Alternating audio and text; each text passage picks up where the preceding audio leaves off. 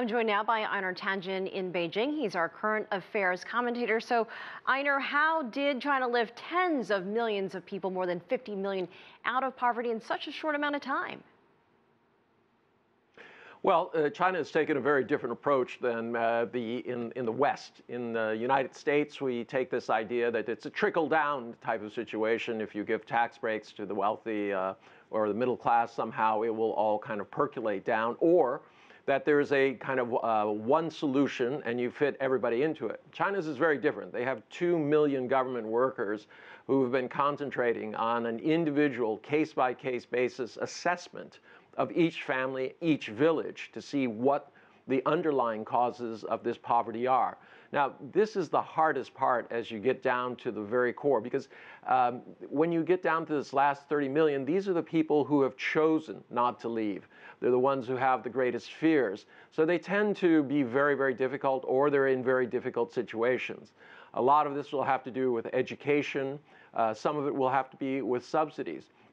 Others will have to be with new economic streams of income and making sure that these people can lead fulfilling lives. You mentioned the difficulties. China is less than 3 years away from that ambitious 2020 goal. So is it realistic? Will it happen? Well, I think it will. I mean, remember, what we're talking about is a number. The number is $1.90 a day, and China is very, very focused on that. But beyond that, it's this issue. You know, you could subsidize everybody, and the problem would go away.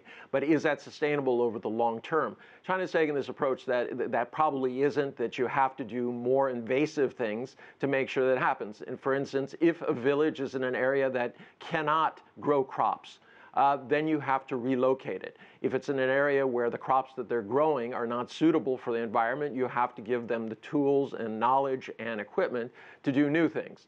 So these are the kind of approaches that they're using. But there are a lot of issues in China. They continue to be there even after poverty is gone. It's an ongoing situation where society has to do what is necessary. Remember, this is a socialist society, and there is this commitment to making sure that as China progresses, that everyone benefits.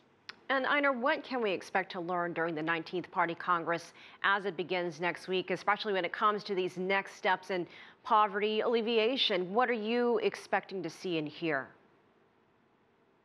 Well, I mean, this is not, as I said, it would be easy to say, oh, we have a program and everyone will fit into it. But that's not what she is saying. He's really saying you have to double down on your efforts on an individual case-by-case basis. And that means individuals and villages, and making sure that the appropriate solution is applied to the appropriate people, and not just trying to say, oh, yes, we declare victory and walk away, not having solved it. So this is a very, very in-depth process, and I think it's going to come down to getting these 2 million government workers who are involved in this process to try to, as was said in the report, cut through the red tape and make sure that what is necessary happens.